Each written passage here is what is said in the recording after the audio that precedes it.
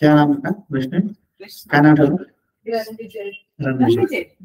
Okay, अब बोले ना ये कृष्ण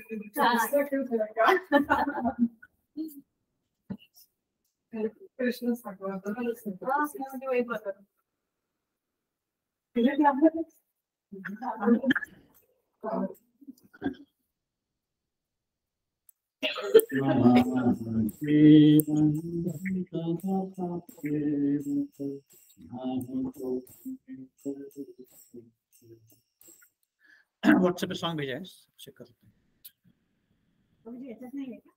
व्हाट्सएप पर है तो असल भक्तिवेदांत ठाकुर शरणागति में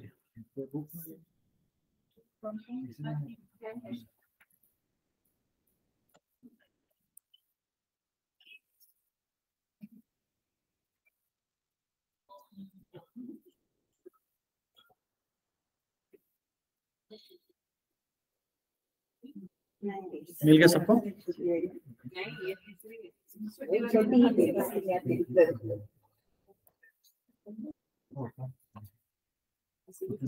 सबको मिल गया?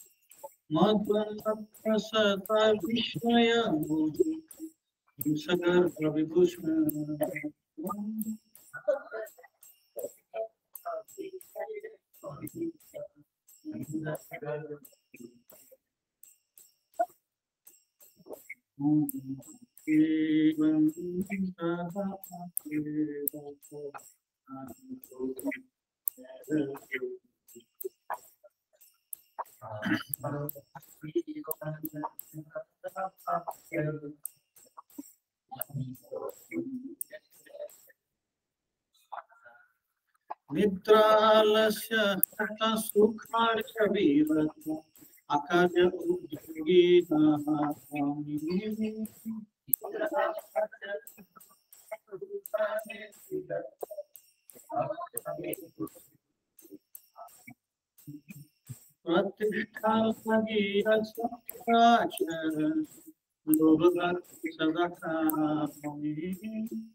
प्रतिष्ठा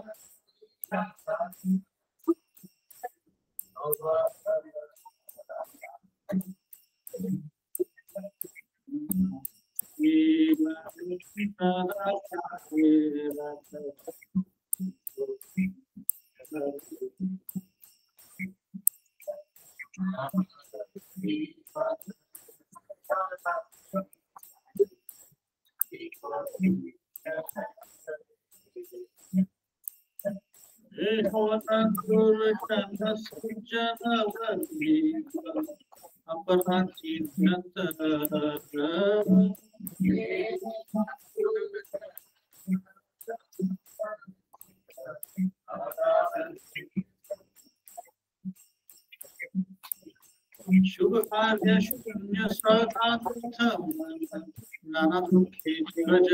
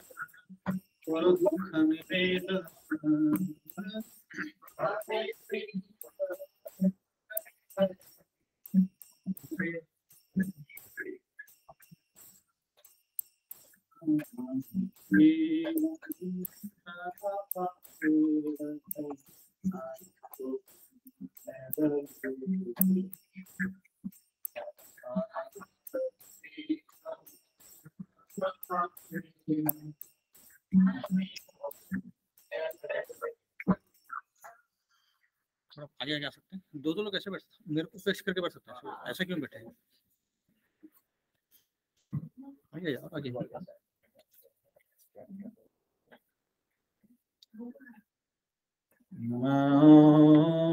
विष्णु पदाय कृष्ण पृष्ठाय भूतले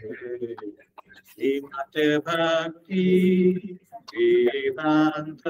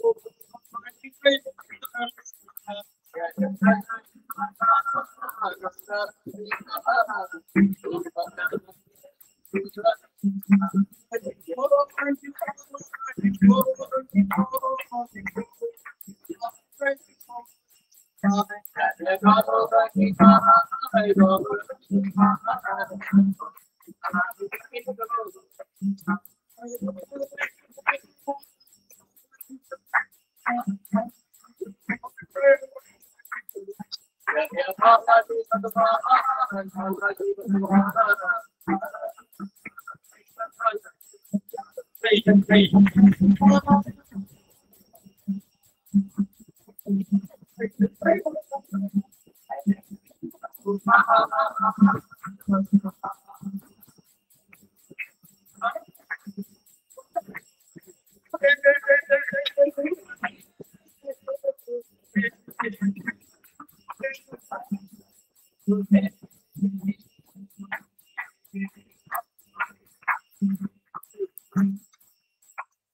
संकीर्तन की, श्रील प्रभात की।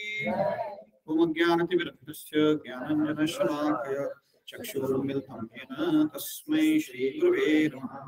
श्रीचैतन्य मनोभीष्टं स्थापितं येन भूतले स्वयं रूप कदामि स्वपदान्तिकं वन्देऽहं श्रीगुरु श्रीयुतापदकमलं श्रीगुरुं वैष्णवांश्च श्रीरूपं साग्रजातं सहगणनाथामितं तप्सतीं साधुवैतं सावधूतं परिजनसहितं कृष्णचैतन्यदेवं श्रीराधा कृष्णपादान् सहगणललिता श्रीविशाखामितांश्च नमो विष्णुपादाय कृष्णप्रेष्ठाय भूतले श्रीमते भक्तिवेदान्त स्वामिनीति नामिने। नमस्ते सारस्वते देवे गौरवाणी प्रचारणे निर्विशेष शून्यवादी पाश्चात्य देशधारिणे।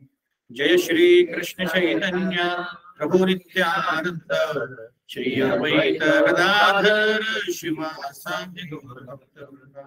हरे कृष्ण कृष्ण कृष्ण हरे हरे हरे राम राम राम हरे। मुखं करोति वाचालं पंगुं लंघयते गिरिं यत्कृपातमहं वन्दे श्रीगुरुदीनतारिणम्।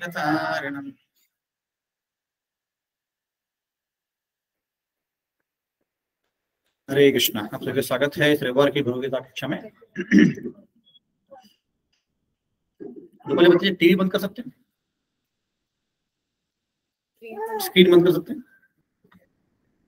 ऑलरेडी हम सब डिस्ट्रैक्टेड हैं तो और डिस्ट्रैक्शन नहीं चाहिए। Okay, thank you. ठीक, इसके पहले कि हम भगवद गीता का चर्चा आरंभ करें, जो हमने भजन गाया उसके बारे में उसका अर्थ देते हैं। तो भजन लिखा है श्रील भक्तिविनोद ठाकुर जी ने, जो बहुत उच्च कोटि के भक्त थे बंगाल में, जिन्होंने 1800 सदी में जन्म लिया था और बहुत प्रचार किया उन्होंने। तो ये शरणागति नामक उनकी किताब में लिखते हैं, हमारा जीवन सदा पापी रहता। अभी जब ये बोल रहे हैं तो ये बहुत नम्रता भाव से बोल रहे हैं, ऐसे नहीं समझना कि ऐसे कैसे बोल रहे हैं, इतने बड़े आचार्य हैं। बोल रहे कि हमारा जीवन सदा पापी रहता, मतलब हमेशा मैं पाप करते रहता हूँ और बाकियों को मैं परेशान करता। हमारा जीवन सदा पापी रहता, ना ही का पुण्य रहता, मतलब कोई पुण्य है नहीं मेरे जीवन में। ये हमारा भाव होना चाहिए, भले ही हम पाप ना करें पर हमारे भाव होना चाहिए। परेर उद्वेग जियाची कोटो जियाची जीवे कृष्ण, मतलब दूसरों को मैंने हमेशा कठिन दिया है, कठिनाई दी है, दुख दिए। निज सुख लागी पापे ना ही दोहरे, दयाहीन स्वार्थपर। मैंने कभी भी कोई भी पाप कृत्य करने से हिचकिचा नहीं, मैं ऐसे बोल रहे हैं। और मुझे एंजॉय करने के लिए, मुझे सुख भोगने के लिए मैंने हमेशा पाप किए, और मुझ में कोई भी दया नहीं है, और सिर्फ मैं खुद का देखता हूँ, ऐसे बोल रहे हैं। और दूसरों को सुखी देख के मुझे दुख होता है। कितने लोग ऐसे होता है, दूसरों को सुखी देख के दुख होता है, मुझे तो होता है। आप दूसरों का मत बताओ, आप खुद का बताइए। है ना, ये हमारे मन में द्वेष भाव होता है ना? सबके लिए होता होगा, कोई कोई लोगों के लिए होता है।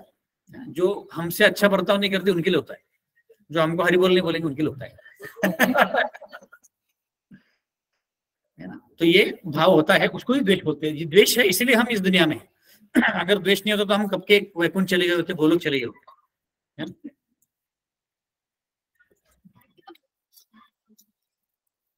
मैं हमेशा झूठ बोलता हूँ, ये गाना बोल, मैं नहीं बोल रहा हूँ। भजन में भक्तिविनोद ठाकुर बोल रहे हैं, पर सुख दुखी सदा मिथ्य भासी, मतलब क्या, मैं हमेशा झूठ बोलता हूँ। और भौतिक दुनिया में हम भी झूठ बोलते हैं, है ना। हमें सबको पता है कि हमको हरिश्चंद्र नहीं है ना। जैसे कोई फोन आता है जो हमको खाना नहीं है, तो हम बच्चों को बोलते, घर पर नहीं है। तो बच्चे बोल देते हैं कि माँ ने बोला वो घर पर नहीं है। है ना, ऐसे। फिर आगे बोलते हैं तीसरे लाइन में, अशेष कामना रिधि माझी मोरा क्रोधी दंभ पराय। अशेष कामना मतलब भर भर के हृदय में मेरे भौतिक इच्छाएं हैं। अब ये तो है ही सबके मन में। क्या प्रूफ है? जो भौतिक शरीर मिला, ये प्रूफ है। अगर नहीं होता तो फिर हमें ये शरीर मिलता ही नहीं, है ना। और आगे आ जाइए, और भी लोग आ रहे हैं पीछे से। आप ठीक है, आप ऑलरेडी आगे आ चुके हैं, अब लास्ट रह गया टेबल पे बैठना है।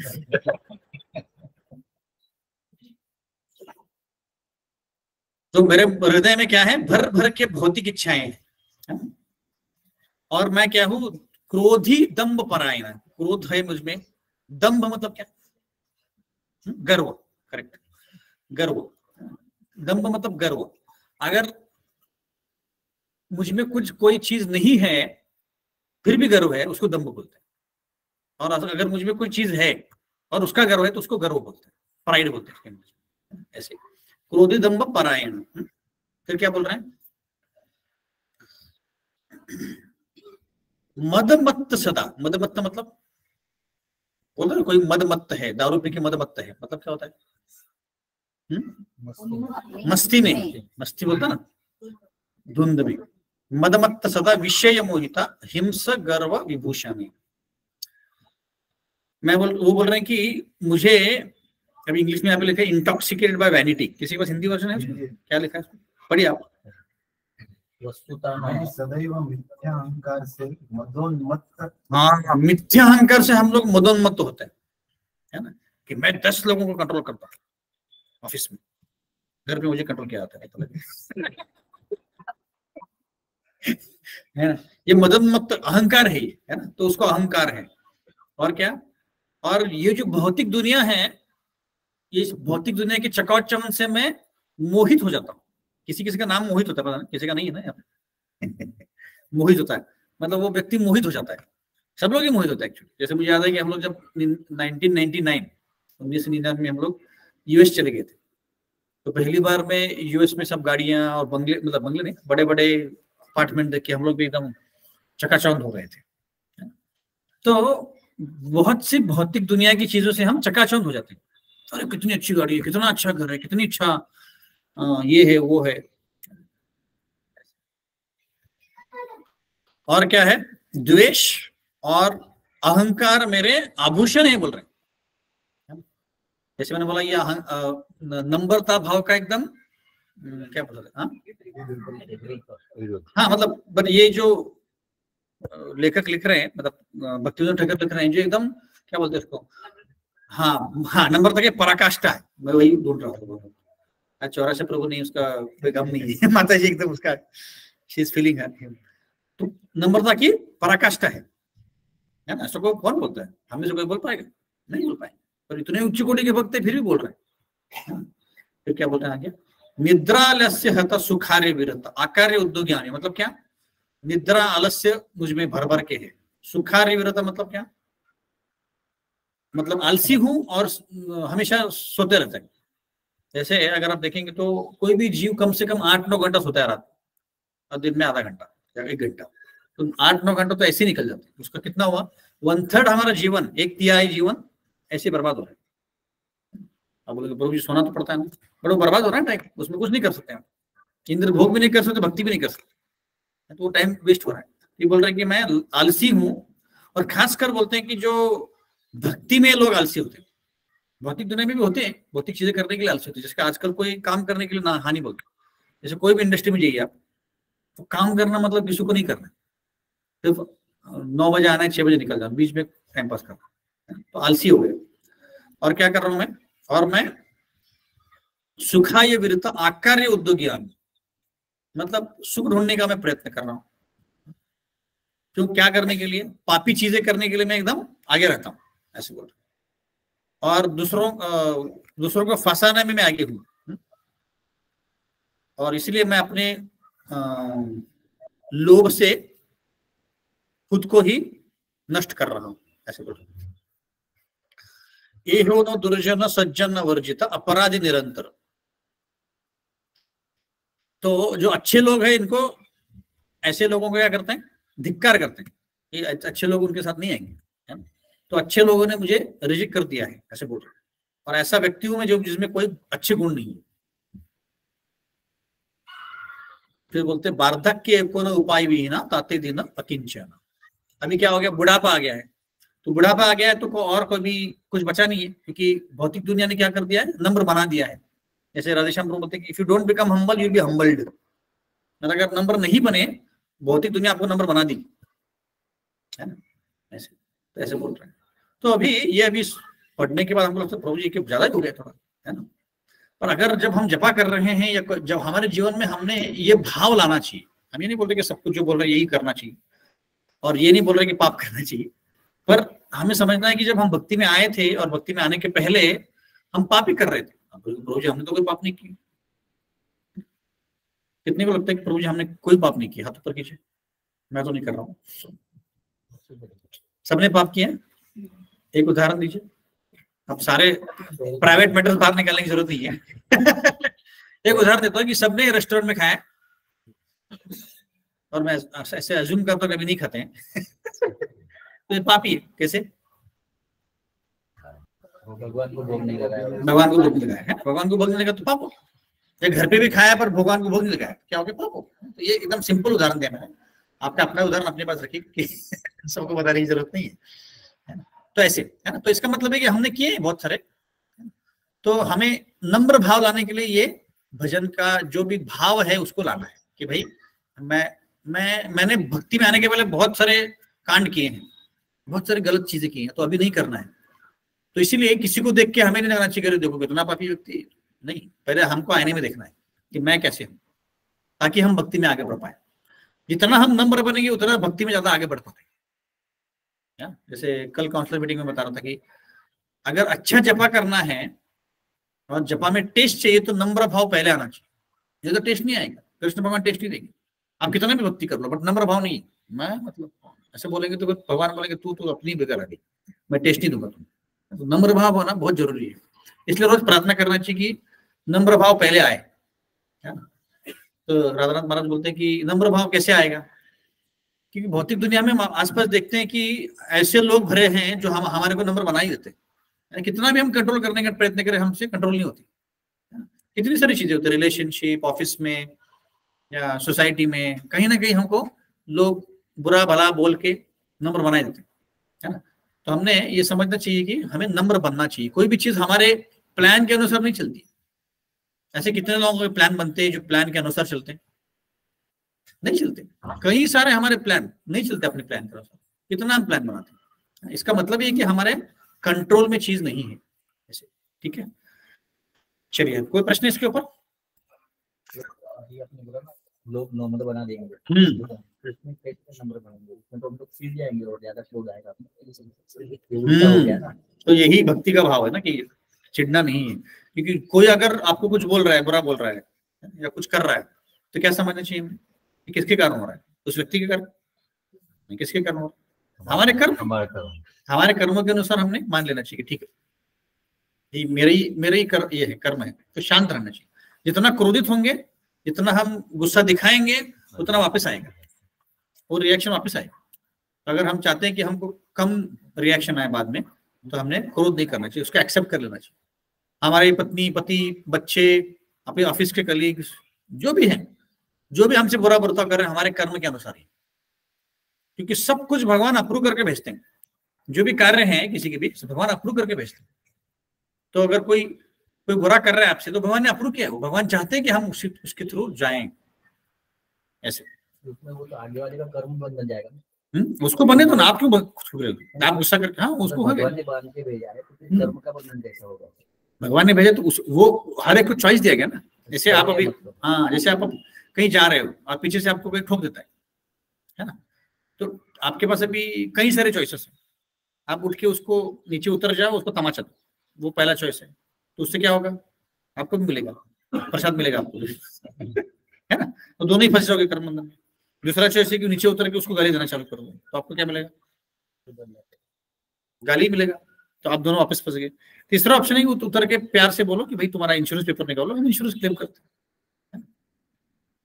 तो अब तीसरे में कुछ होगा, कर्म बंधन मिलेगा? नहीं मिलेगा। तो चॉइस आपके पास है। भगवान तो कंडीशन बना देते हैं, सिचुएशन बना देते हैं, पर चॉइस हमारे पास है कि हम कैसे बर्ताव करते हैं। अगर हम ऐसे बर्ताव करें कि हमें वापस रिएक्शन मिले तो मिलना ही है, रिएक्शन छूटेगा नहीं। Multiple choice. हाँ, मल्टीपल चॉइस। और वो मैंने 3 चॉइस दी, भगवान बहुत सारी चॉइस देते हैं उसमें से आप भाग भी सकते हो है ना। ठीक है, तो हम 11वें चैप्टर में हैं। तो पहले श्लोक से हम पढ़ना चालू करें। सबके पास भगवद्गीता है? 11वां चैप्टर, पहला श्लोक। अर्जुन उवाच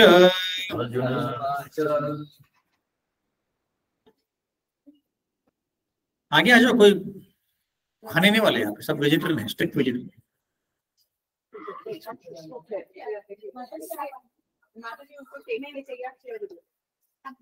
जितने पीछे रहेंगे उतने ज्यादा प्रश्न आएंगे। स्टैंडर्ड फॉर्मूला है हमारा। आपको 0 प्रश्न है, आपकी वाइफ को आएगा है। सबके भगवद्गीता है, चलो करें। अर्जुन उवाच मदनुग्रहे परमं तुझ्यम् अध्यात्म समद्वितम् यत्तत्त्वं वचस तेनं मोहोऽयं विगतो मम भावप्यभिभूतानां श्रुतौ विस्तारसो मया तत्त्वकमलपत्राक्ष महात्म्यम् अपि चाव्यहम् एवमेतद् तत्त्वम् आत्मानां परमेश्वर द्रष्टुमिच्छामि ते रूपम् ऐश्वरं पुरुषोत्तम मन्यते यदि तच्छक्यं मया दृष्टमिति प्रभो योगेश्वर ततो मे त्वं दर्शयात्मानमव्ययम्। श्री भगवानुवाच पश्य मे पार्थ रूपाणि शतशोऽथसहस्रशः नानाविधानि दिव्यानि नानावर्णाकृतीनि च पश्चादित्यान् वसून् रुद्रान् अश्विनौ मरुतस्तथा बहूनि अदृष्टपूर्वाणि पश्चाश्चर्याणि भारत इहैकस्थं जगत्कृष्णं पश्चाद्यस्य चराचरं मम देह गुडाकेश यच्चान्यद् द्रष्टुमिच्छसि न तु मां शक्यसि द्रष्टुम् अनेनैव सचक्षुषा दिव्यं ददामि ते चक्षु पश्य मे योगमैश्वरम्। संजय उवाच एवं मुक्ता ततो राजन् महायोगेश्वरो हरे दर्शयामास पार्थाय परमं रूपमैश्वरम् अनेकवक्त्रं नयनम् अनेक अद्भुत दर्शनम् अनेक दिव्याभरणम् दिव्या अनेको अद्यात्वितम् दिव्यमालाम्बरधरम् दिव्यगन्धानुलेपनम् सर्वश्चर्यमयं देवम् अनन्तं विश्वतोमुखम्। हरे कृष्ण कृष्ण कृष्ण हरे हरे हरे राम राम राम हरे हरे। तो हम लोग चर्चा कर रहे हैं कि अर्जुन जो है कृष्ण भगवान के ऐश्वर्य देखना चाहता है, 10वें अध्याय में कृष्ण भगवान ने कितने ऐश्वर्य दिखाए? 82। वेरी गुड, सिंसियर स्टूडेंट आगे बैठाएंगे। तो 82 ना, जैसे बता 82 ऐश्वर्य दिखाए कृष्ण भगवान ने। तो उसमें कई कई चीजें दिखाई कि मैं पर्वतों में हिमालय हूँ, मैं नदियों में गंगा हूँ, ऐसे रसोहम अपसी कौन थे, ये पानी में मैं रस हूँ, टेस्ट हूँ, ऐसे कई सारी चीजें बताई भगवान ने। क्यों बताई शीतल माता जी? सब क्या? सबका समुख तो बताने की जरूरत क्या है? बढ़ाने की।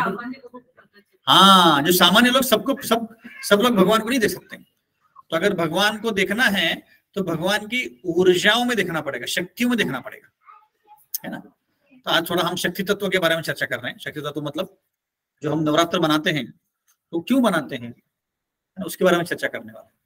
तो दुर्गा देवी कौन होती है और अलग अलग देवी जो हम पूजा करते हैं वो कौन होते हैं, इसके बारे में थोड़ा सा चर्चा करेंगे।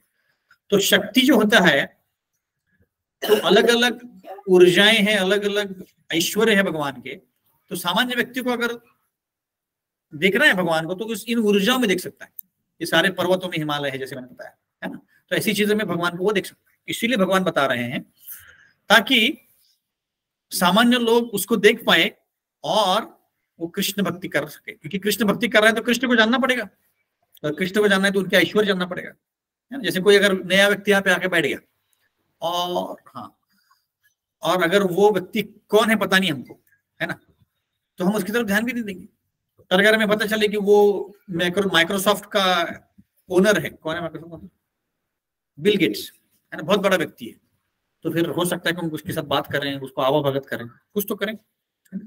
तो जब तक व्यक्ति का हमें पता नहीं चलता है कौन है वो, तब तक हम क्या है, हम उसको जान नहीं सकते। प्रेम करना दूर की बात है ना, प्रेम करना तो दूर की बात है। तो अगर भगवान से प्रेम करना है तो ये जानना पड़ेगा कि भगवान कौन है, भगवान की ऊर्जाएं क्या है, शक्ति कहाँ है। तो 10वें अध्याय में भगवान ने बहुत सारी ऊर्जाएं बताई, बहुत सारी अपनी ऐश्वर्य बताए। अब कृष्ण भगवान अपना विराट रूप क्यों दिखा रहे, क्या कारण है? मैंने 3 कारण बताए थे कल पिछली बार। जब भी कोई प्रश्न आता तो नीचे मुंडिया जाती हैं। हाँ करेक्ट। आगे जाके अगर कोई बोले कि मैं भगवान हूं तो क्या बोलना चाहिए? दिखाओ विराट रूप, दिखाओ अपना फिर, है ना, ये बोलना चाहिए। और क्राइटेरिया होने, भगवान कौन है इसके लिए क्राइटेरिया होना चाहिए। और तीसरा, हाँ, अर्जुन के आगे राज ऋषियों का परंपरा चलने वाला था, तो उस परंपरा में भी ज्ञान हो इसलिए ये बताया था। तो अर्जुन की भी इच्छा थी कि आगे जाके अगर कोई बोले कि मैं भगवान हूं तो उसको उसने विराट रूप दिखाना चाहिए। कि विराट रूप ऐसा कोई साधारण रूप नहीं है। विराट रूप अगर किसी को दिखाना है तो क्या था विराट रूप में? हाँ, अभी पूरा चर्चा नहीं किया, बट मैंने संक्षिप्त बताया था पिछली बार। विराट रूप मतलब क्या होता है? हाँ क्या? विश्व में कितना पूरा ब्रह्मांड। ओके, आप सही बोल रहे, आपको इतना कॉन्फिडेंस नहीं था। ये बात कर रहे हैं। अच्छा। हाँ, और क्या विराट रूप में और क्या होता है? ब्रह्मांड दिखता है और पूरा ब्रह्मांड भगवान। हाँ, जो ब्रह्मांड में सब कुछ है, सब कुछ विराट रूप में दिखता है। मतलब सारे जीव, जितने भी जीव होंगे सारे जीव उसमें दिख रहे हैं, है ना, और उनके अलग अलग रूप दिख रहे हैं, है ना। कोई किसी के मुख से ज्वाला आ रही है, किसी के सहस्त्र हाथ हैं, लाखों करोड़ों उनके मुख थे ऐसे, है ना। तो ऐसा कोई चीज हमने देखा ही नहीं होगा। तो वो अर्जुन को दिख रहा था।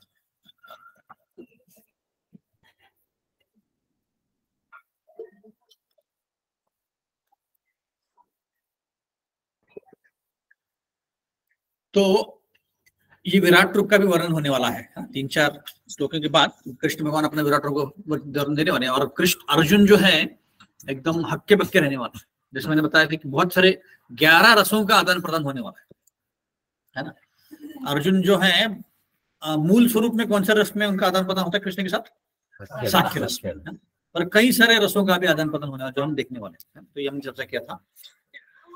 उसके बाद हमने चर्चा किया था कि कैसे कृष्ण भगवान ने 10वें अध्याय में बोला था कि एक अंश ने स्थित जगत। मतलब क्या? कि मेरे एक छोटे से अंश से मैं पूरे जगत में स्थापित हूं। कौन सा है वो अंश? परमात्मा, परमात्मा के रूप में, है ना। अंडांतरस्थ परमाणु चयानंतम, हर कण कण में भगवान है ना, परमात्मा के रूप में। तो उसमें भगवान सब जगह है ऐसे। तो जैसे हम लोग चर्चा कर रहे थे कि जैसे कोई व्यक्ति कॉर्पोरेट वर्ल्ड में बड़ा होता है, सीईओ बनता है या बड़े पद पे जाता है, तो उसका जो फिजिकल काम है कम होता है, बट मेंटल काम बढ़ता है, मतलब कि उसका मेंटल प्रेशर बढ़ता है ना। और इतनी बड़ी कंपनी को उसको मैनेज करना एक जगह बैठ के, है ना, तो उसका कितना टेंशन होता है उसको, बहुत टेंशन होता है उसको। कभी कभी क्या हर वीकेंड काम ही करते हैं, उनके मेन का जो कॉल्स होते हैं वो वीकेंड भी होते हैं, सैटरडे संडे, है ना। पर कृष्ण को अगर पूरा ब्रह्मांड चलाना है तो बहुत मेहनत करनी पड़ती है। आसानी से करते भगवान, आसानी से कर देते। कैसे? क्योंकि उनकी अलग अलग शक्तियां हैं। आज एक शक्ति के बारे में चर्चा करने वाले, शक्ति तत्व। तो भगवान की अलग अलग शक्तियां, उसके द्वारा भगवान ये ब्रह्मांड आसानी से चलाते हैं, है ना, आसानी से चलाते हैं उसको। तो उनको कोई ऐसा टेंशन लेने की जरूरत नहीं, प्रेशर नहीं है उनको। ऐसा टेंशन, अरे बाप रे अभी ये ब्रह्मांड में कोई मेरा अवतार ही नहीं, कौन सा अवतार को भेजूंगे, ऐसा टेंशन नहीं जरूरत। वो अपना अपने आप चलता रहता ऐसे। तो अभी अर्जुन को कॉन्फिडेंस आ गया कि कृष्ण भगवान भगवान है ना। देखना चाहते हैं कि विराट रूप क्या है, जिससे मैं लोगों को बता सकूं, है ना। तो भगवान के कई रूप हैं, उसमें हमने चर्चा की थी 2 रूप हैं, सौम्य रूप और विश्व रूप। तो जो भक्त होता है कौन सा रूप उसको पसंद होता है? सौम्य रूप। क्यों? भक्ति का आदान प्रदान आसान होता है। ओके, और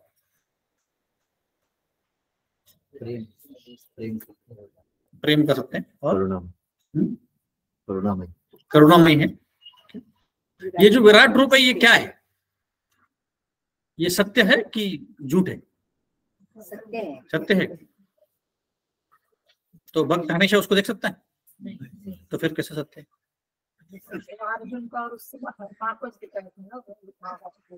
हाँ, बट वो अगर सत्य तो हमेशा दिखाना चाहिए।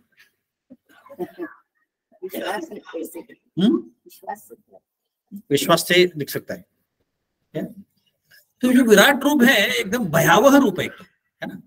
और ये इमेजिनरी रूप है, भगवान ने दिखाया था, पर ऐसा कोई भगवान का अवतार नहीं। जैसे भगवान के अलग अलग अवतार होते हैं, रामचंद्र अवतार या वराह अवतार, नरसिम्हा अवतार, और इन सबों के वैकुंठ में या गोलोक में उनके अलग अलग स्थान हैं। जैसे राम भगवान कहाँ रहते हैं? वैकुंठ में, साकेत धाम में। नरसिम्हा भगवान का अलग प्लेनेट है, वैकुंठ प्लेनेट में, है ना। ऐसे अलग अलग उनके धाम है।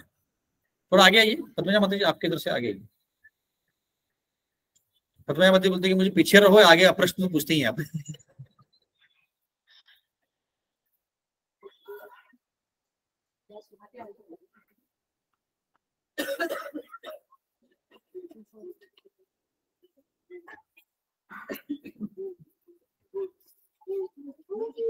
तो पर विराट रूप का ऐसा कोई धाम नहीं है ना। जैसे पूरा ब्रह्मांड है, ब्रह्मांड को विराट रूप बोलते हैं। तीसरे स्कंद में भी, दूसरे स्कंद में भी विराट रूप का वर्णन है। 3 अलग अलग विराट रूपों का वर्णन है, पर उसका कोई अलग धाम नहीं है ना, अवतार नहीं है वो।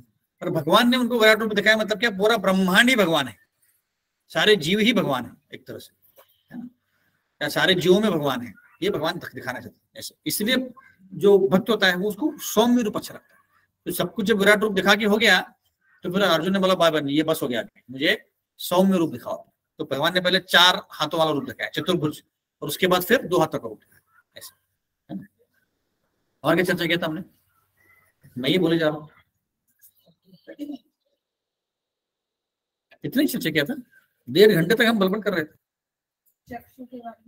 चक्षु, क्या चक्षु के बारे में चर्चा की?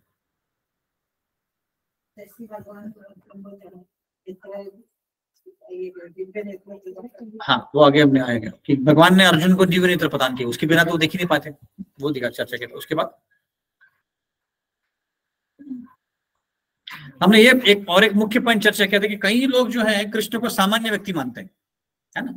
बोलते हैं कि मैंने बताया था ना, गांधारी का उनको श्राप लग गया, या उन्होंने एक जो वत्स होता है, वत्स के चरणों के पानी के अंदर जो होता है ना, उसके चरणों का फुटप्रिंट होता है, उसके अंदर क्या देखा उन्होंने?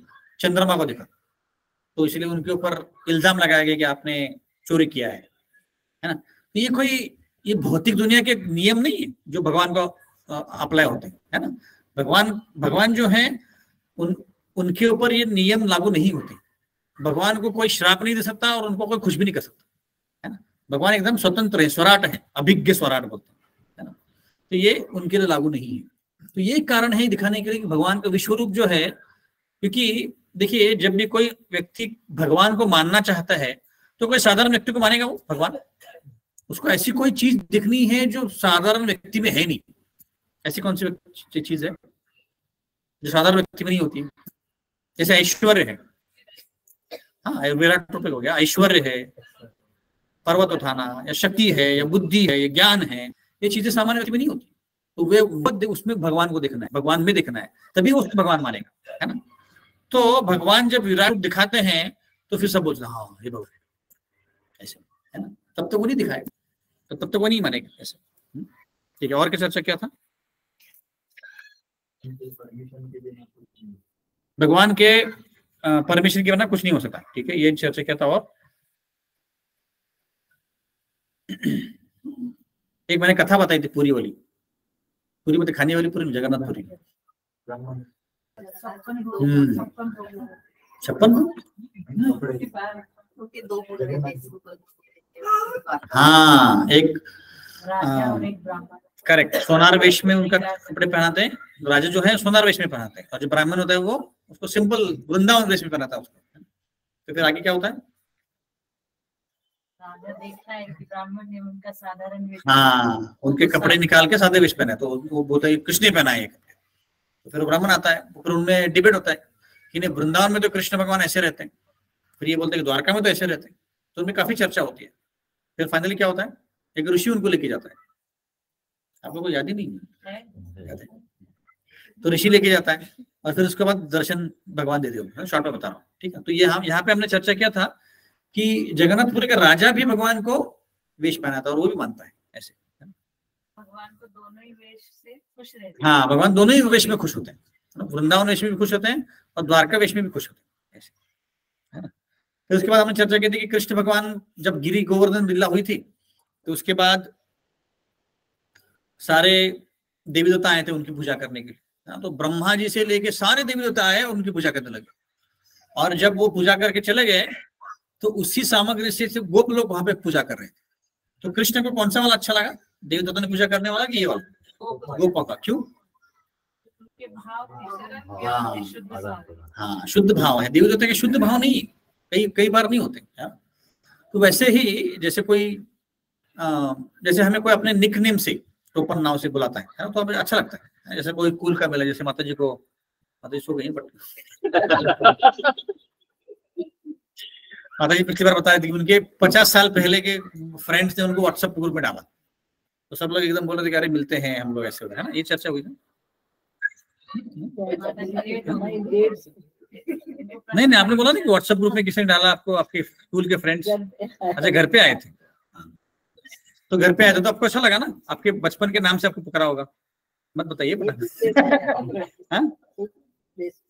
एक ही प्लेस में रहते, वही मैं बता रहा हूँ कि अगर हमारे एकदम निकटवर्ग हमारे फ्रेंड्स हो या जो भी हमें नाम से पुकारते हैं, जो भी टोपन नाम हमारा है, तो अच्छा लगता है ना। तो ऑफिस में अगर कोई बुलाता है, जैसे अनिल का अगर कोई टोपन नाम हो तो अनिल बुलाते हैं, है ना, या मिस्टर अनिल बुलाते हैं। बट घर में कुछ और बुलाते हैं, मत बताइए माता जी। ये भी अनिल का अनु बोलते होंगे या उनके फ्रेंड्स उनको अनया बोलते होंगे, नहीं बुलाते देखो। तो अच्छा लगता है ना, हम उनको क्या अनया क्या बुला रहे हैं, मुझे अनिल बोलना, ऐसे बोलते, थोड़ी प्रेम से बुलाते हैं, है ना।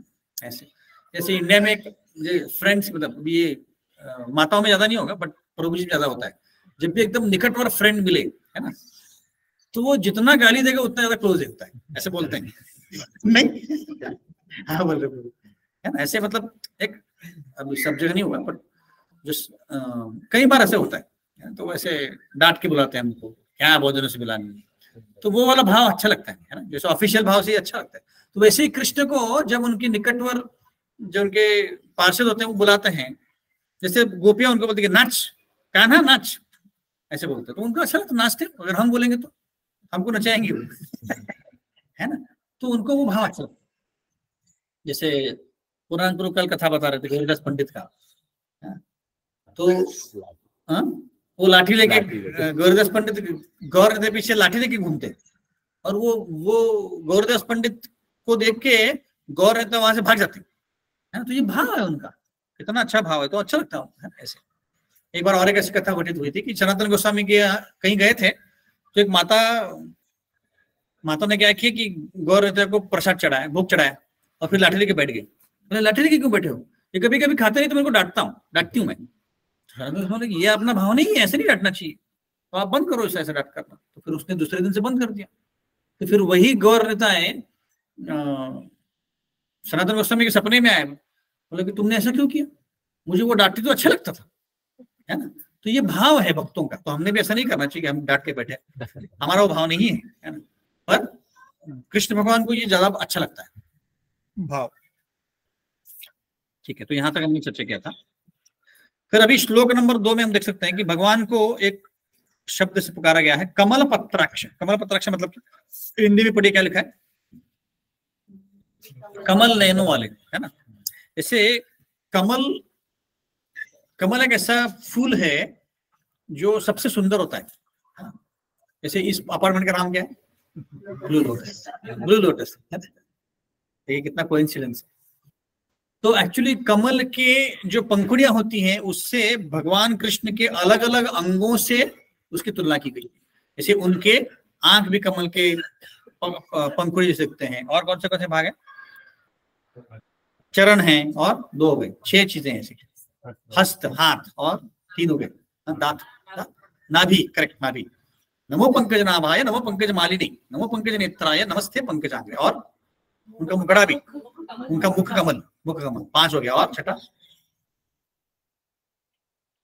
मैं भी भूल गया पर 6 है, 8 हो गए, 5 ही हुए।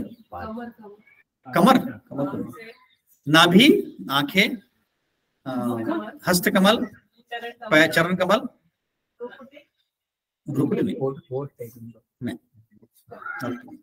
ठीक है, जो भी अभी 6 थे, एक भूल गया। तो कमल के पत्ती के अनुसार उसको बोला गया, क्योंकि कमल का जो फूल होता है सबसे सुंदर होता है ना।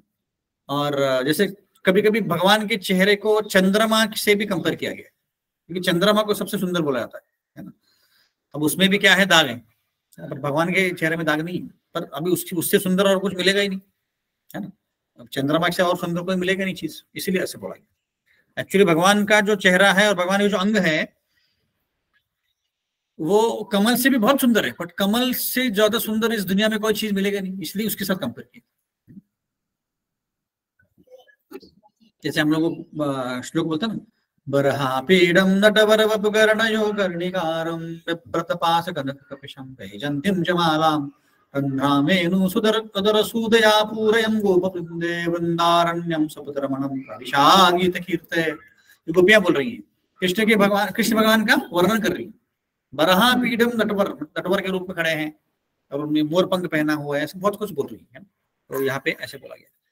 अब कृष्ण भगवान का 2 अलग अलग स्वरूप हैं, उनको माधुर्यता और उनकी महानता, है ना। माधुर्यता मतलब क्या, कोई बता सकता है कि माधुर्यता मतलब क्या, स्वीटनेस क्या है वो? उनकी हंसी, वेरी गुड। अधरम मधुरम नयनम मधुरम, आगे क्या याद नहीं है ना। हसितम मधुरम, सब कुछ उनका मधुर है। उनका चलना मधुर है, उनका हंसना मधुर है, उनका बोलना मधुर है, सब कुछ मधुर है ना। ये मधुरता होगी। उनकी महानता क्या है, भगवान की सबसे ज्यादा महानता क्या है? कृपा दृष्टि, करुणा, भक्तवत्सल, प्रेम, है ना। भगवान की सबसे महानता ये है कि हम कितनी भी गलतियां करें, भगवान हमको माफ करता है, कितनी भी करो। जैसे एक बच्चा अगर वही गलती रोज रोज करे तो हम क्या करेंगे, फ्रस्ट्रेट हो जाएंगे, नालायका क्या सांगते तरी तेच करतो परत, हम इतना गाली देंगे उसको। पर भगवान कभी नहीं गाली देते।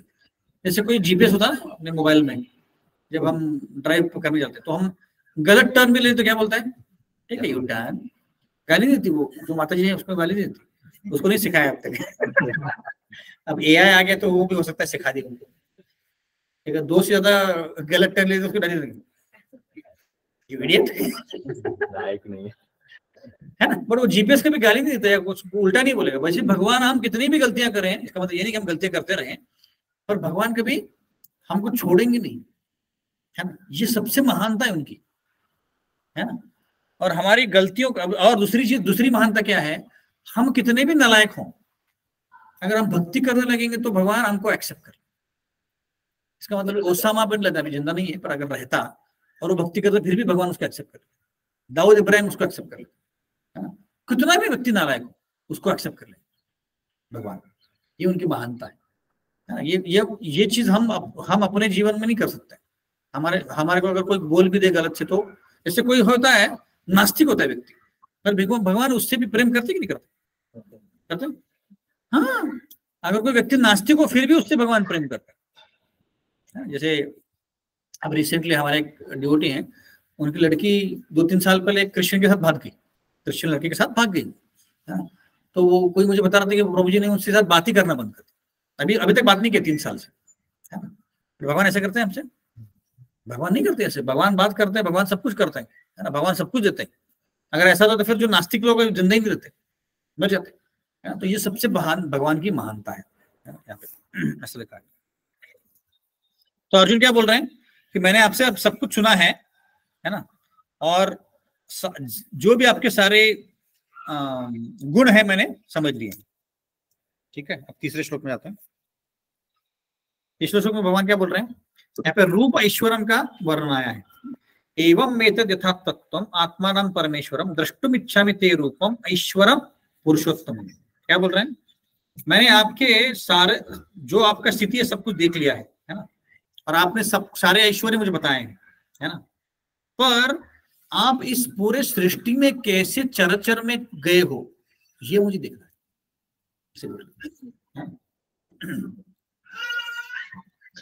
तो यहाँ पे योग मतलब क्या? योग मतलब कर्म योग भी योग आते हैं, उसका मतलब क्या? जोड़ना। किससे जोड़ना? भगवान से जोड़ना। तो कर्म योग में जो योग आता है उसका मतलब है कि भगवान से जोड़ना। पर एक्चुअली जोड़ना सिर्फ हमारे साइड से नहीं होता है, कृष्ण की साइड से होता है। तो उसका मतलब यहाँ पे उसका मतलब ये है, योग मतलब भगवान से साइड से भी कनेक्शन बनाना, ऐसे। तो भगवान बोल रहे हैं कि सब कुछ मैं बनाता हूँ, सब कुछ सृष्टि का मैं निर्माण करता हूँ, है ना, और सब जगह मैं हूँ। और फिर भी मैं, अब अगर आप देखेंगे 9वें अध्याय में 5वें श्लोक में भगवान बोलते हैं कि सब कुछ मैं बनाता हूं पर फिर भी मैं सब कुछ सब में नहीं हूं। ऐसा 9वें अध्याय का 5वां श्लोक देखते हैं, क्या बोलता है, नचमत्स्थानि भूतानि पश्चिमे एवमेश्वर भूतभ्रंच न भूतस्थो ममात्मा भूतवैश्वर। सब में हूं मैं, पर मैं ब्रह्मांड में नहीं हूं। इसका मतलब क्या है? सब करके मैं अलिप्त हूं। क्या? सब कुछ मैंने बनाया है, सब कुछ मेंटेन भी मैं करता हूं, पर मैं ब्रह्मांड में मैं नहीं हूं। इसका मतलब क्या? 3 गुण के अंदर नहीं है। 3 गुण के अंदर नहीं हूं, 3 गुण के प्रभाव मुझ पे नहीं होते, है ना, और मैं अटैच भी नहीं हूं, है ना। वैराग्य है उसमें। एक्चुअली वैराग्य जो है सबसे बड़ा ऐश्वर्य है, क्योंकि भगवान क्या करते हैं, सब कुछ दे देते, पर हमसे अपेक्षा नहीं करते कि हम क्या करेंगे, ऐसे। तो अब तक भगवान ने जो भी सारे ऐश्वर्य बताए हैं, 82 ऐश्वर्य, अर्जुन अपने आंखों से देखना चाहते। अभी आंखों से नहीं देखे ना, सिर्फ सुने ना, अब आंखों से देखना चाहते। इसलिए अर्जुन बोलते हैं कि मुझे आपका विराट रूप दिखाई। ये हो गया तीसरा श्लोक। तो यहाँ पे अर्जुन कृष्ण को क्या बोल रहे हैं, वो बताइए कि इसमें कौन सा शब्द है जो कृष्ण को संबोधन कर रहा है? पुरुषोत्तम। पुरुषोत्तम मतलब क्या? सारे पुरुषोत्तम में, पुरुषों में उत्तम, ऐसे। ये भी एक बहुत सिग्निफिकेंट शब्द बोला गया कृष्ण को। ठीक है, आगे बढ़ते हैं। 4था श्लोक। मन्ने से अजित चक्यम मया दृष्टमिति प्रभो योगेश्वर रतो यत्त्वं दर्शयात्मनम् अव्ययम्। तो अभी अर्जुन बोल रहे हैं कि अर्जुन ही तो बोल रहे हैं कि मुझे दिखाइए आप, है ना। बट अभी अर्जुन बोल रहे हैं कि अगर आपको पॉसिबल है, ऐसे क्यों बोल रहे हैं कि आपको शक्य है, ऐसे क्यों बोल रहे हैं? बोलो ना, देखो मन्य से यदि तत्शक्यम, हिंदी में पढ़े, किसके पास हिंदी है? आप पढ़े बताइए। हे प्रभु, हे योगेश्वर, यदि आप सोचते हैं कि मैं आपके विश्व रूप को देखने में समर्थ हो सका हूँ, तो कृपा करके मुझे अपना असीम विश्व रूप दिखाइए। क्यों बोल रहे हैं ऐसे? हाँ, काबिल समझते हैं। हाँ, क्योंकि इन नेत्रों से वो देख नहीं पाएगा ना अर्जुन, इसीलिए बोल रहे हैं कि अगर आपको लगता है कि मैं काबिल हूं तो मुझे आप वो विश्व रूप दिखाइए। जैसे जब दुर्योधन के हस्तिनापुर में कृष्ण गए थे शांतिदूत बन के, तब दुर्योधन उनको अटैक किया उनके ऊपर और उनको अरेस्ट करने का प्रयत्न किया। तो तब कृष्ण भगवान ने पार्शियल यूनिवर्सल फॉर्म दिखाया, मतलब क्या बोलते हैं उसमें, आधा आधा दिखाया, छोटा सा दिखाया, झलक दिखाई। तो जब झलक दिखाई तो धृतराष्ट्र तो देख नहीं पाया, है ना? तो धृतराष्ट्र को उतनी ही समय के लिए आंखें दी थी, धृतराष्ट्र ने देखा उतनी समय के लिए, तो देख पाया ये जो विश्व रूप था, अर्ध विश्व रूप, फिर भी वो समझ नहीं पाए, है ना? पर भगवान ने उनको वो नेत्र प्रदान किए। जैसे संजय को किसने नेत्र प्रदान किए थे कि युद्ध भूमि में क्या चल रहा है दिखाने के लिए, तो वैसे यहाँ पे कृष्ण भगवान ने किसको प्रदान किया? अर्जुन को भी प्रदान कर दिया। तो अर्जुन बोले कि मुझे पता है कि मुझे इन्हीं नजरों से नहीं देख पाऊंगा मैं, तो मुझे आपको अगर पॉसिबल है तो मुझे दिखाइए। अर्जुन यहाँ पे डिमांड नहीं करेंगे, दिखाओ दिखाओ आपको विश्व रूप, ऐसे नहीं बोल रहे हैं, अगर आपको पॉसिबल है तो मुझे दिखाइए, ऐसे। अब यहाँ पे और एक सिग्निफिकेंट शब्द है, क्या बोला है आगे, मया दृष्टम इति प्रभो बोल रहे हैं। प्रभो मतलब भगवान। अभी सडनली भगवान क्यों बोला? उसके पहले क्या बोला था? हाँ, और उसके पहले श्लोक में नहीं, दूसरे श्लोक में क्या बोला था? कमल पत्राक्ष। अगर भगवान बोल रहे तो कमल पत्राक्ष क्यों बोल रहे? तब अभी तक वो भगवान का भाव नहीं आया था, अभी मित्र के रूप में बोल रहे थे। देखा, अभी यहाँ से चलोगे ना, एक साक्ष्य रूप में आए थे, अभी कौन से रूप में? ये चौथा श्लोक कौन सा रूप में, कौन सा रसा है? ऐश्वर्य रसा है। भगवान बोल रहे हैं ना, है ना, इसलिए वो ऐश्वर्य भाव में बोलते हैं, प्रभु करके। क्योंकि और यहाँ पे योगेश्वर भी बोला है। योगेश्वर मतलब क्या? सारे योगियों के ईश्वर, है ना। तो क्योंकि आप योगेश्वर हो, आपको ये दिखाना संभव है, आप दिखा सकते हो मुझे, इसलिए बोल रहे हैं। क्योंकि कृष्ण भगवान जो है, जैसे 15.15 श्लोक जो है ना, 15 श्लोक है, सर्वस्य चाहम हृदि सन्नविष्टो मत्ता स्मृति ज्ञानमपोहनम च वेदेश सर्वे रहमे विवेद्यो वेदांत वेद विदेह चाहम। इस श्लोक में बताया गया कि कृष्ण भगवान जो है हमारे हृदय में बैठ के हमको स्मृति दे सकते हैं या तो हमें विभ्रम कर सकते हैं, है ना। वैसे ही कृष्ण भगवान के हाथ में है कि हमें अर्जुन को दिखाना ही नहीं दिखाना। तो कृष्ण, इसलिए अर्जुन बोल रहे कि मुझे आपको अगर पॉसिबल है तो मुझे दिखा दीजिए। तो प्रभु मतलब क्या? जिसके पास क्या है? क्षमता है, शक्ति है, ताकत है, क्या करने की? विश्व रूप दिखाने की, इसलिए प्रभु बोलते हैं। तो अर्जुन को पता है कि कृष्ण, कोई साधारण जीव को ये विश्व रूप देख नहीं पाएगा, है ना। तो जब कृष्ण भगवान दिखाते हैं अपना रूप या खुद को प्रकट करते हैं तभी हम दिख पाए, ऐसे नहीं दिख पाएंगे। जैसे नारद मुनि जब छोटे थे, मतलब जब नारद मुनि बनने के पहले जब छोटे थे, बालक थे, तो वो जंगल गए थे और उनका ध्यान कर रहे थे। ध्यान करते करते कई समय के बाद उनको हृदय में उनको कौन दिखा? विष्णु भगवान दिखे, है ना। और थोड़ी देर के बाद तो गायब हो गए। तो नारद मुनि ने बहुत प्रयत्न किया, वापस ऐसे करते, फिर भी नहीं आ रहे थे। तो क्या बोला कृष्ण भगवान ने कि अभी इस जीवन में वापस मैं आपको दर्शन नहीं दे पाऊंगा, क्योंकि आपके हृदय में अभी भी क्या कलमश है, तो मैं आपको दर्शन नहीं दे पाऊंगा। तो आप अगले जन्म में मुझे मेरा दर्शन ले सकते। तो भगवान के हाथ में है दर्शन दिखाने, है ऐसे। ठीक है, तो हम 15 मिनट जो लास्ट बचे हैं तो उसके ऊपर, नवरात्रि के ऊपर थोड़ी चर्चा करेंगे। इसमें कोई प्रश्न है भगवद गीता के ऊपर किसी को? सबको समझ में आ गया जो भी हम चर्चा कर रहे हैं? हाँ भी नहीं बोल रहे, प्रभु जी समझा भी है, समझा भी नहीं है, अचिंत्य भेदा भेद है। हाँ, भगवान स्मृति देते हैं, वो समझ में आता है। स्मृति क्यों देते हैं? स्मृति भी देते हैं कई बार। अब जैसे एक स्मृति हमारे पिछले जन्मों की विस्मृति है।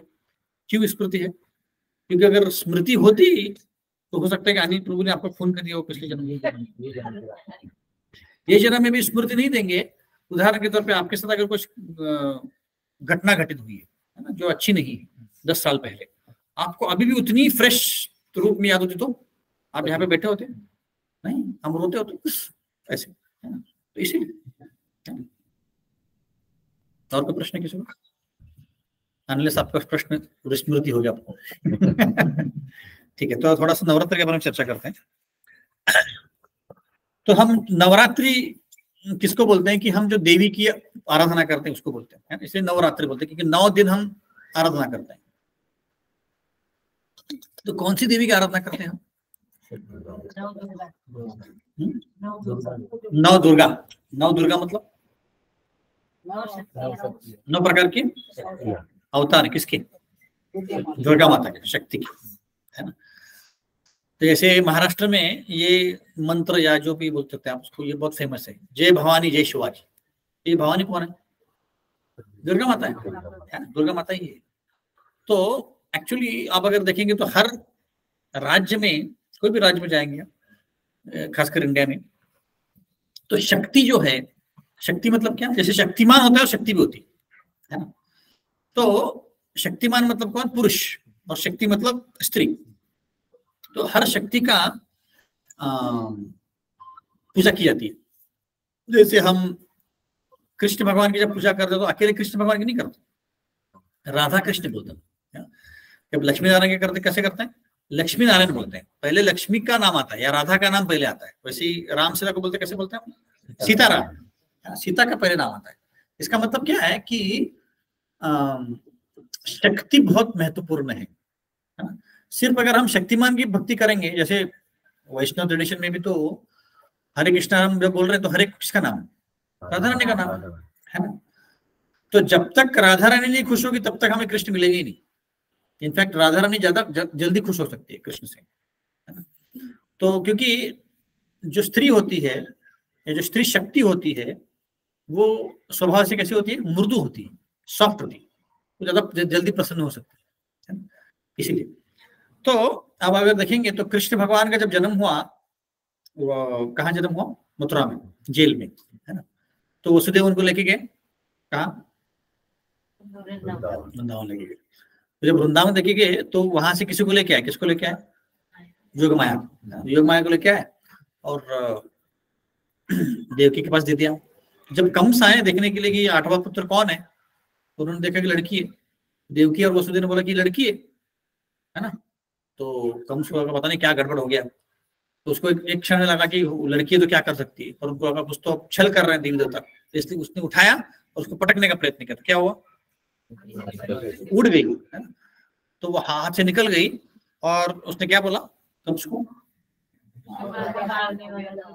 हाँ, तुमको जो मारने वाला कहीं और उसने जन्म लिया है, ऐसे, है ना? तो अभी ये दुर्गा माता थी, है ना? ये योग माया है बोलते हैं।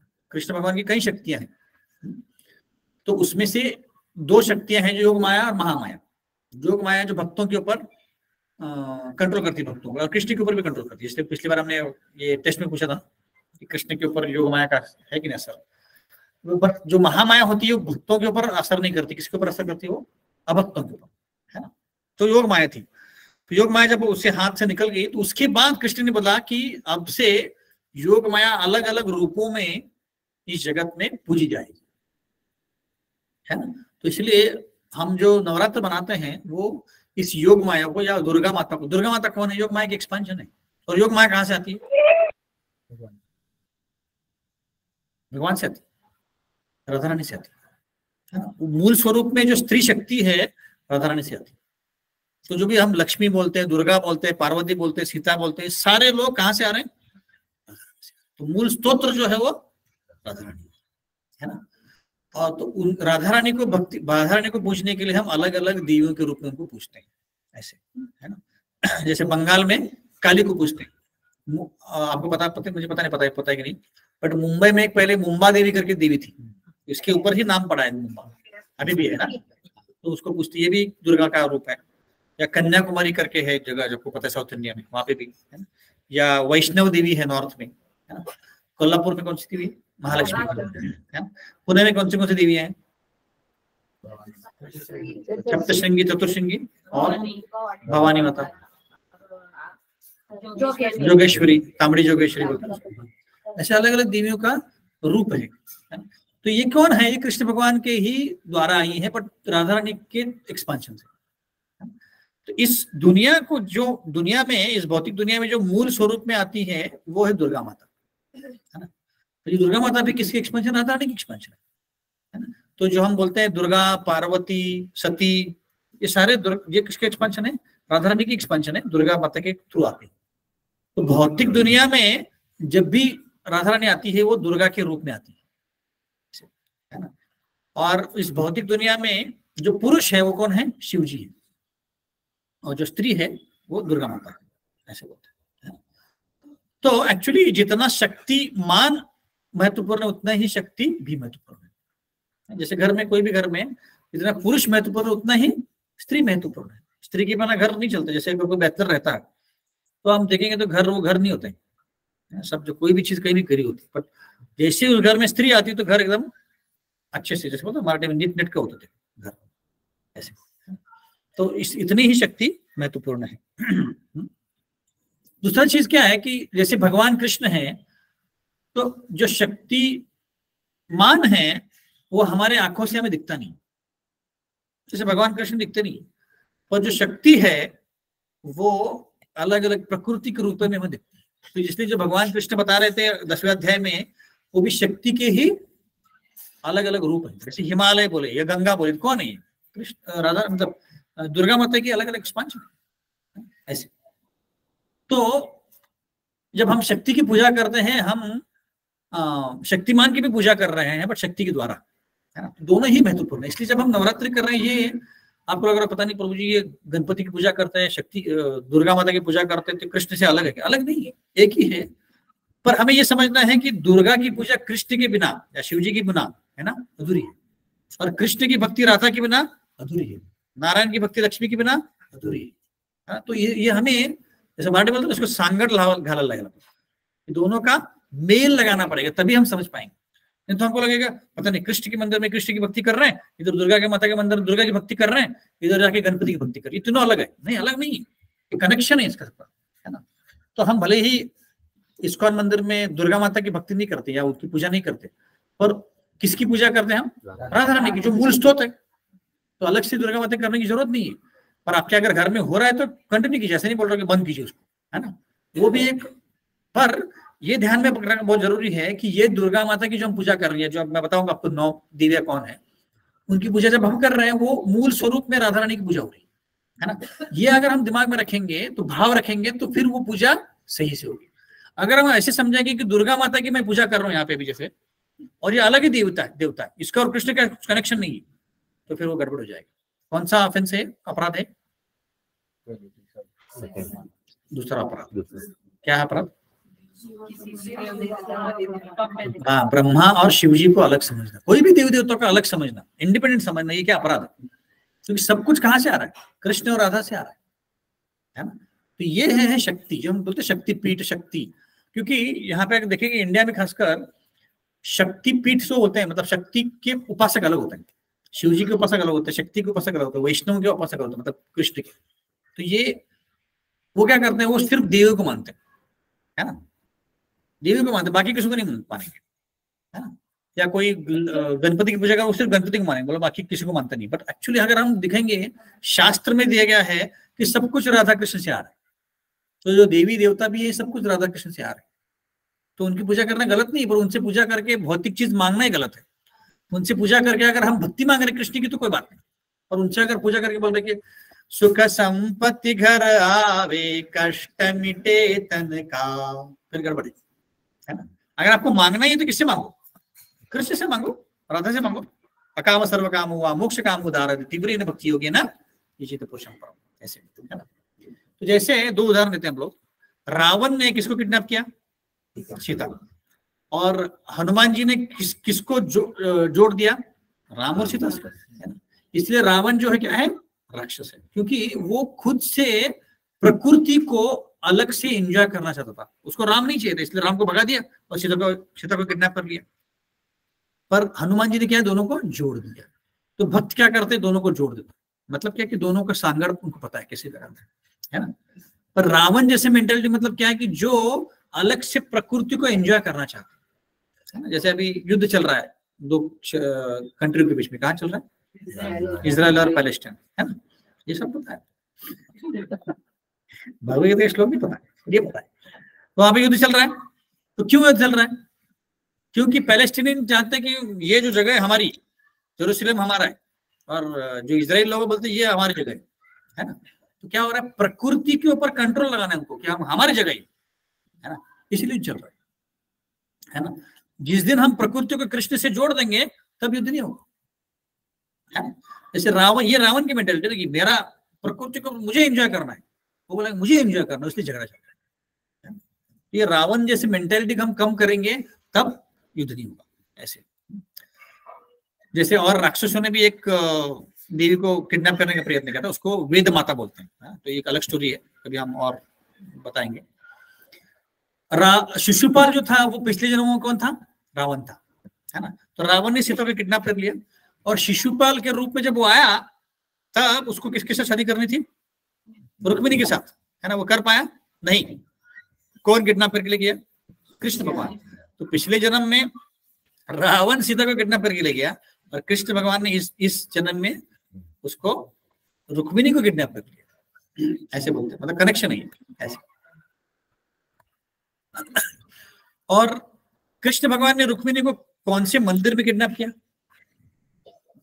भवानी माता का मंदिर था, भवानी माता का मंदिर था। तो एक्चुअली हमें भी भक्ति के लिए भक्ति जब हम कर रहे हैं तब भी स्त्री पोटेंसी, शक्ति पोटेंसी की जरूरत पड़ती है। इसलिए हम जब भी भक्ति करते, जैसे आप वृंदावन में जाएंगे तो सब जगह लोग क्या बोलते हैं? राधे राधे राधे राधे बोलते हैं, कृष्ण का नाम नहीं लेता, राधे राधे बोलते हैं। क्योंकि जब तक शक्ति तत्व जो है वो खुश नहीं होगी तब तक हमें भक्ति नहीं मिली। ऐसे तो हमें पता है कि रुक्मिणी ने प्रेम पत्र लिखा था, दुनिया का सबसे पहला प्रेम पत्र कृष्ण को, है ना। अब रुक्मिणी को भी जो कृष्ण से जोड़ना था, किसने जोड़ा? रुक्मिणी को कृष्ण से किसने जोड़ा? नहीं, एक ब्राह्मण ने जोड़ा। एक ब्राह्मण लेके गया था पत्र, है ना, उसने जोड़ा। तो वैसे ही ब्राह्मण का काम क्या होता है? ब्राह्मण का काम होता है कि वो कृष्ण और राधा को या कृष्ण और रुक्मिणी को जोड़े, उसका वो काम है। इसका मतलब कि ब्राह्मण जो होता है वो जानता है कि क्या सत्य है, इसलिए बोलते ब्राह्मण मतलब कौन? ब्रह्म जानाति थी ब्राह्मण। ब्रह्म मतलब क्या? कि जो मूल स्रोत कौन है उसको जानता है, ऐसे। तो इसीलिए हम देखते हैं कि प्रकृति जो होती है, देवी जो होती है, उसको हमें क्या करना है? सेवा करनी है, हमें एंजॉय नहीं करना है। जिस दिन हम उसको एंजॉय करने का प्रयत्न करेंगे उसको क्या होगा? फिर हो जाएगी, हम एंजॉय नहीं कर पाएंगे। जैसे रावण का हुआ, जैसे शिशुपाल का हुआ, ऐसे। जैसे इस भूतल पे भी कितने लोग आए, कितने राजा आए, अलेक्जेंडर आया, हिटलर आया, पता नहीं कितने राजा आए, मुस्लिम राजा आए, और अभी कहाँ है वो? कोई नहीं, क्योंकि उन्होंने प्रयत्न किया राज्य करने के बाद कोई टिक नहीं पाया, ऐसे। तो अभी शक्ति तत्वों में भी अलग अलग लेवल्स हैं। जैसे हमारे सबके भी ग्राम देवता होंगे, ग्राम देवी होंगी, है ना। तो ग्राम देवी हमारा जो पहला लेवल है, और सबसे हाईएस्ट लेवल है लादिनी शक्ति। लादिनी शक्ति मतलब राधा रानी की शक्ति, जहां से शक्ति चालू होती है। तो ये क्यों रखा है? क्योंकि हर गांव में आप अगर देखेंगे तो ग्राम देवता होता है और ग्राम देवी होती है। क्यों होता है? क्योंकि हर गांव के लोगों को भगवान से कनेक्ट करने का एक प्रयोजन है। जो अभी तक उस स्तर पर नहीं है तो उनको ग्राम देवी के द्वारा कनेक्ट किया जाता है। तो इसलिए आप देखेंगे कोई फेस्टिवल होता है तो वहां पे क्या करते हैं लोग? ग्राम देवी को मिलने जाते हैं या ग्राम देवता को मिलने जाते हैं। तो वो उसका कारण है ना। तो हमें ऐसे नहीं समझना कि ग्राम देवी अलग है, ये दुर्गा अलग है, ये राधा रानी अलग है, ये गणपति अलग है। ऐसे नहीं, सबका कनेक्शन है, ऐसे कोई अलग अलग नहीं है। ये सारे जो 33 करोड़ देवी देवता हैं ये सब क्या है? कनेक्टेड है। यहाँ पे बोला गया है, अभी देखिए दुर्गा जो बोला है ना, उसका एक अभी मीनिंग हम देखते हैं। अगर कोई इस भौतिक दुनिया में एंजॉय करने का प्रयत्न करे कृष्ण के बिना, है ना, तो ये भौतिक दुनिया क्या बनेगी? कारागृह बनेगी। क्या बनेगी? और वही व्यक्ति अगर कृष्ण को पूजना का प्रयत्न करेगा तो क्या बनेगा? दुर्ग बनेगा। दुर्ग मतलब क्या? फोर्ट बनेगा, है ना। तो बेसिकली क्या होता है, अगर हम एंजॉय करने का प्रयत्न करेंगे तो कारागृह बनेगा, तो यहाँ पे अटक जाएंगे। पर अगर हम भगवान की भक्ति करने का प्रयत्न करेंगे तो फोर्ट बनेगा। मतलब क्या? हम सुरक्षित रहेंगे, हम इस भौतिक दुनिया में अटकेंगे नहीं, भौतिक चीजों से हम अटकेंगे नहीं। ये उसका मतलब है। दुर्ग का मतलब ये है कि दुर्ग का मतलब ये है क्या? फोर्ट है। मतलब क्या कि दुर्गा माता इस कारागृह से किसी को बाहर निकलने नहीं देती। हम कब निकल सकते हैं? भक्ति करेंगे और पूरी से शुद्ध हो जाएंगे तभी निकल पाएंगे, तब तक नहीं निकल पाएंगे। इसलिए भी उसको दुर्गा बोला गया कि जो इस फोर्ट को कंट्रोल करती है, किले को कंट्रोल करती है, इसलिए उसका नाम दुर्गा है ऐसे। और भगवान जो राजा शिवाजी महाराज थे, उनका एक महानता क्या थी कि उन्होंने बहुत अच्छे अच्छे किले बनाए, इसलिए कोई मुस्लिम उनके ऊपर कंट्रोल नहीं कर पाए क्योंकि इतने अच्छे किले बनाए उन्होंने ऐसे। और हम देखते हैं कि जब कृष्ण भगवान आए थे और योग माया थी, एक साथ आए थे, पर कंस ने किसका दर्शन पहले लिया? कृष्ण का लिया कि योग माया का लिया? योग माया का लिया। कृष्ण का दर्शन ले ही नहीं पाया, बाद में लिया उसने जब मथुरा में आए तब, है ना। तो नास्तिक लोगों को कृष्ण के दर्शन नहीं होते, पहले किसके दर्शन होते हैं? माया का दर्शन होता है।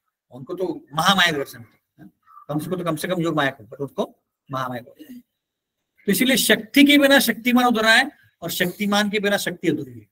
इसलिए हम अगर सिर्फ दुर्गा की पूजा करेंगे और कृष्ण को भूल जाएंगे, कुछ हासिल नहीं, और कृष्ण की पूजा करेंगे और राधा को भूल जाएंगे, कुछ हासिल नहीं। दोनों साथ साथ जरूरी है। जैसे कोई भी यज्ञ करते हैं तो स्मार्त ब्राह्मण क्या बोलते हैं? जब कोई सत्यनारायण पूजा करते हैं या कोई पूजा ये करते हैं तो क्या बोलते हैं? वो इदम ग्राम देवताय नमः ऐसे बोलते हैं, क्या इष्ट देवोभ्य नमः ऐसे बोलते हैं, या सर्व देवोभ्य नमः। मतलब क्या कि ग्राम देवता जो होती है, देवी होती है, उसका वो उच्चार करते हैं। तो मूल फिलोसॉफी क्या है, तत्व क्या है कि शक्ति जो है या देवी जो है, ये सब कुछ कृष्ण और राधा से आता है, अलग नहीं है। ये हमारी फिलोसॉफी है।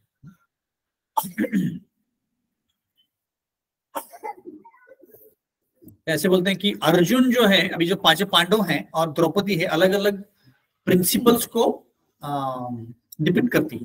क्या बोलते प्रिंसिपल, क्या बोलते हैं? तत्व बोलते हैं, सिद्धांत को प्रकट करती है। जैसे अर्जुन जो है अर्थ प्रिंसिपल को प्रकट करते हैं। अर्थ मतलब क्या? पैसा। क्यों बोला है उनको अर्थ? क्योंकि और एक नाम क्या है? धनंजय। क्योंकि वो क्या करके लाए थे? धन अर्जित करके लाए थे। कहां से? नॉर्थ से, हिमालय में मरुद करके एक बहुत बड़ा पर्वत है, वहां से, सोने का पर्वत है, वहां से लेके आए थे। इसलिए उनको बोलते हैं अर्थ प्रिंसिपल। भीम जो है काम प्रिंसिपल, क्योंकि वो भोग करते हैं ना, खाते बहुत ज्यादा, इसलिए। युधिष्ठिर महाराज को बोलते हैं मुक्ति प्रिंसिपल, जो मुक्ति बताता है यमराज ना, इसलिए। नकुल सहदेव को धर्म प्रिंसिपल बोलते हैं। और द्रौपदी को अग्नि तत्व और शिव तत्व बोलते हैं, इसलिए हम देखेंगे क्योंकि अग्नि से आई थी द्रौपदी, है ना, इसलिए उसको अग्नि तत्व और शिव तत्व बोलते हैं। इसलिए अगर देखेंगे तो द्रौपदी के कोई भी पुत्र राज्य नहीं कर पाए, क्योंकि उसका तत्व ही अलग है, राज्य तत्व नहीं है उसका। इसलिए 5 पुत्रों को मार दिया। किसने मारा? अश्वत्थामा। तो फिर राज्य किसने किया? नकुल सहदेव धर्म का था, धर्म। 5 पांडव धर्म परायण थे प्रभु। ऐसा मत समझिए कि हमारा अपने युधिष्ठिर महाराज धर्म परायण, सब लोग धर्म परायण थे, 5 के 5। और धर्मराज को क्यों बोला है कि मोक्ष प्रिंसिपल? क्योंकि वो ऐसे धर्म का पालन करते कि उनको मोक्ष मिल सकता है, इसलिए। तो फिर बाद में जाके सुभद्रा के जो परीक्षित महाराज कौन थे? सुभद्रा के बेटे के बेटे, वेरी गुड, बेटे के बेटे थे। उनके बेटे कौन थे सुभद्रा के? आप लोग महाभारत देखते नहीं। अभिमन्यु थे, अभिमन्यु के बेटे थे परीक्षित महाराज, है ना। तो बाद में फिर परीक्षित महाराज ने राज्य किया ऐसे। और सुभद्रा की शादी किससे हुई थी? तो जो कृष्ण भगवान है, हमें क्या, अपने भक्तों के भी हमेशा अवेलेबल नहीं होते, है ना। अब अगर देखेंगे तो पांडवों के साथ भी हमेशा नहीं थे वो। जैसे कुंती महारानी बोलती है कि आप अभी जा रहे हो तो हमको बहुत कष्ट होंगे, है ना। तो बोलती है कि पिता शांत तो शश्वत तत्र तत्र जगत गुरु भवतु दर्शनम यच्छात अपनर्भव दर्शनम। कि आप अगर नहीं रहते हैं तो हमें ज्यादा कष्ट होता है, पर अगर हमें विपदा आएगी तो आप हमारे साथ रहोगे तो ज्यादा अच्छा है, ऐसे बोल रही है। तो कुंती महारानी क्या, अब एक्चुअली जब कुंती महारानी बोला, जब हस्तिनापुर से निकल रहे थे, हस्तिनापुर से नहीं, इंद्रप्रस्थ से, तो कृष्ण निकल रहे थे द्वारका के लिए, तो कुंती महारानी बहुत सारे श्लोक बोले, नमो पंकज नाभाय, नमो पंकज मारिने, नमो, ऐसे बहुत सारे श्लोक बोले। नमस्ते पुरुषम त्वद्नमित्वं को देख रहा हूँ, ऐसे बहुत सारे श्लोक बोले और बोला कि आप रुक जाओ, और कृष्ण रुके नहीं। और जब युधिष्ठिर महाराज ने बोला तो रुक गए, युधिष्ठिर महाराज का प्रेम ज्यादा था ऐसे। पर एनीवेज पांडवों के साथ भी ज्यादा दिन नहीं रहे हो, इतना ही नहीं गोपियों के साथ भी नहीं रहते ज्यादा, 12 साल ही रहे एक्चुअली, बाद में तो चले गए। और अपनी पत्नियों के साथ भी नहीं रहते। तो एक्चुअली क्या है, कृष्ण भगवान किसी के साथ 24 घंटे नहीं रहते, है ना। इतना कि इसलिए कृष्ण भगवान खुद ही बोलते हैं कि मैं इस भौतिक दुनिया में आध्यात्मिक दुनिया में रहते हैं, पर भौतिक दुनिया में वो 24 घंटे किसी के साथ नहीं रहते हैं, पर आध्यात्मिक दुनिया में वो कृष्ण को याद करते हैं, इसलिए उनके साथ रहते हैं हमेशा, है ना। और आप देखेंगे तो जो भी कृष्ण भगवान का अवतार लेते हैं वो भी क्या सीमित होता है। जैसे नरसिंह भगवान कितने दिन के लिए आए थे, हो सकता है 1 आध हफ्ते के लिए आए या 2-3 दिन के लिए, उसकी ज्यादा नहीं रुके हो। वराह भगवान हो सकता है 1 दिन के लिए, राम भगवान के लिमिटेड टाइम के लिए आए थे, कृष्ण भगवान 125 साल के लिए आए थे, तो लिमिटेड है टाइम, है ना। तो वो ऐसे हमेशा के लिए नहीं आते, है ना। बट इसीलिए भी यहाँ पे शक्ति का प्रदर्शन हुआ है, ताकि उन शक्तियों के द्वारा हम कृष्ण भगवान को जान सके। जो ज्यादा विभूतियां हैं ये कृष्ण भगवान की ही एनर्जीज है, शक्तियां हैं, उसके द्वारा हम कृष्ण को देख सकते हैं। जैसे एक राक्षस था, उसका नाम था रक्त बीजासुर, आपने सुना है स्टोरी? माता जी सुना है? आपके पीछे जो माता जी, तो रक्त बीजासुर नाम के राक्षस था। उसका भी अभी राक्षस लोग भी अतरंगी वर लेते हैं, मतलब बूंद लेते हैं। तो उसने बूंद लिया था कि मुझे जो भी मारेगा और मेरे शरीर से अगर कोई रक्त टपकेगा, है ना, मतलब नीचे जाएगा, हाँ एक बूंद भी नीचे गिर गई तो उस बूंद से और एक राक्षस आएगा, मतलब मेरे जैसा ही, तो कोई मार ही नहीं पाया। तो विष्णु भगवान ने क्या किया, चंडी को भेजा, मतलब दुर्गा माता को भेजा, है ना। क्या नाम था उनका? रणचंडी के रूप में आया। आप अगर देखेंगे कभी ये दुर्गा माता का रूप आता है ना, उसमें उनकी जीभ एकदम लाल लाल है ऐसे करके। काली माँ का भी है, बट उनकी जैसे बहुत सारी माता जी, काली माँ एक ही नहीं है। दुर्गा के अलग, रणचंडी का अलग रूप है, उसमें वैसे त्रिशूल लेके आते, तो उसमें उनका जीभ लाल है। क्यों लाल है, वो स्टोरी बता रहा हूँ। क्यों लाल है? क्योंकि उसको वर मिला था कि अभी रक्त का बूंद गिरेगा तो वापस आएगा। तो उन्होंने क्या, कैसे मारेंगे ना उसको अभी भी, क्योंकि जैसे आपने उसको गला घोट दिया उसका, तो क्या कर सकता है, गला घोटते घोटते अपने शरीर को मार के वापस उसको खुद को पैदा कर सकता है। तो इसीलिए उन्होंने क्या किया, मारा उसको, और जो भी रक्त आया उन्होंने चाट दिया। क्या कैसी दुर्गा माता पड़ी, उसको उनका भीषण रूप लेना ही पड़ा, है ना। इसीलिए ये तो कृष्ण भगवान विष्णु ने क्या किया, ऐसा रूप दिया दुर्गा को जिसके द्वारा वो इस राक्षस को मार पाए। ठीक है प्रभु जी, can you hear me? Yes माता जी।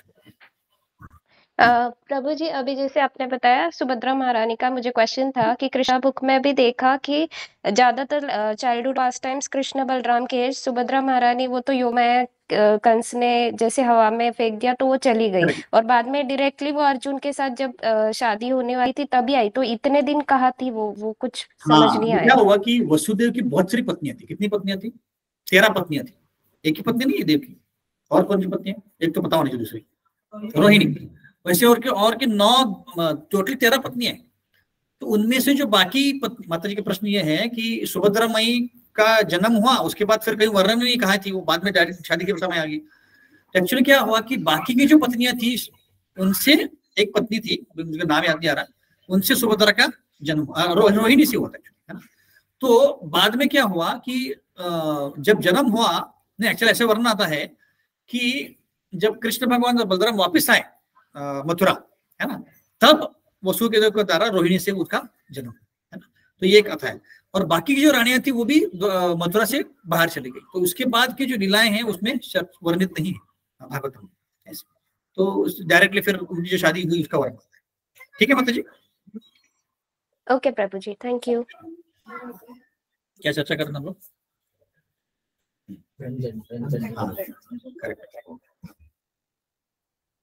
तो अभी 9 जो अवतार आते हैं अलग अलग, उसके बारे में थोड़ा सा संक्षिप्त में चर्चा करेंगे।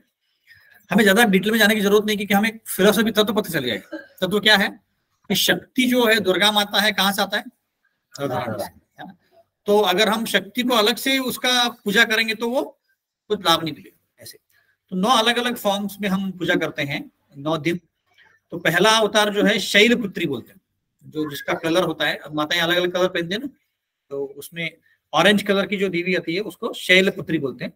और उनका जो ये जो है ये प्रकृति को ये करती है, प्रकृति और शुद्ध भाव को क्या बोलते हैं, डिपिक्ट करती है, क्या बोलते हैं, प्रकट करते हैं। दूसरा है ब्रह्मचारिणी, और उनका कलर कौन सा है, सफेद। और ये किसको संबोधित करती हैं, ज्ञान और विजडम को क्या बोलते हैं, बुद्धिमत्ता बोलो, बुद्धिमत्ता, ज्ञान और बुद्धिमत्ता। तीसरा है लाल कलर और माता है चंद्र घंटा, और ये है शौर्य को ये करती है, प्रकट करती है, और सौंदर्य दोनों को। चौथा है ब्लू कलर, मुझे पता नहीं ये वाला कि नहीं, रॉयल ब्लू बोला है, मुझे पता नहीं रॉयल ब्लू क्या होता है, इसको समझ लो आप अभी, ये वाला है, ठीक है, रॉयल ब्लू। और माता जी का नाम, मतलब देवी का नाम है कुष्मंडा, और वो प्रकट करती हैं आनंद और क्रिएटिविटी ऐसे। पांचवा है येलो कलर, पीला कलर, और माता का नाम है स्कंद माता। स्कंद माता क्यों बोला, किसकी माँ है? हाँ, माता जी इसलिए येलो पहना है, कोइंसिडेंस। स्कंद माता मतलब कार्तिक की माँ है। छठा कलर है ग्रीन, और माता का नाम है कात्यायनी। कात्यायनी का और कहाँ वर्णन आता है, गोपियां उनको पूछती है क्यों, कृष्ण का प्रेम मिलने के लिए, कृष्ण की उनको शादी करनी इसलिए। और ये भी शौर्य को और जीत मतलब विक्ट्री, उसको प्रकट करती है। सातवां कलर है ग्रे को हिंदी में क्या बोलते हैं मुझे पता नहीं, राखाड़ी, वो तो मराठी हो गया, बुरा नहीं ना, हाँ मैं हिंदी में पूछा था, ठीक है, जो भी कहते हैं आप लोग समझ गए। कलर पहाड़ी कलर, पहाड़ी ये कोई अलग कलर है, पहाड़ी कलर। कालरात्रि बोलते हैं माता वो देवी को, और ये देवी मूर्ति की देवी है, और ये डिस्ट्रक्शन मतलब क्या संहार शक्ति। आठवां है पर्पल कलर, अब मैं नहीं पूछूंगा हिंदी में, जामुनी कलर। आज पर्पल है क्या, कोई पहन के नहीं आया पर्पल कलर का होगा ही नहीं किसी के पास, पर्पल है क्या? मुझे पर्पल और वायलेट में कंफ्यूजन होता है हमेशा, ठीक है, जो भी है। महागौरी बोलते हैं उनको, और ये सौंदर्य का लक्षण है।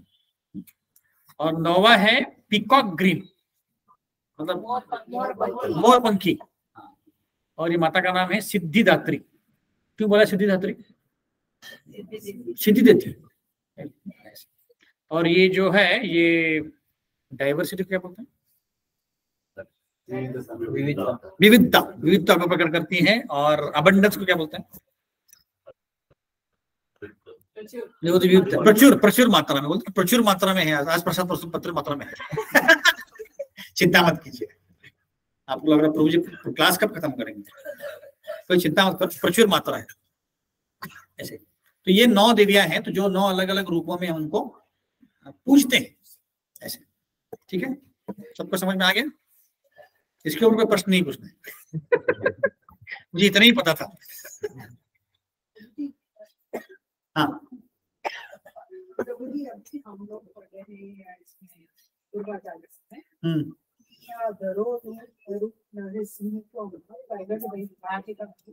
रक्षा तो अभी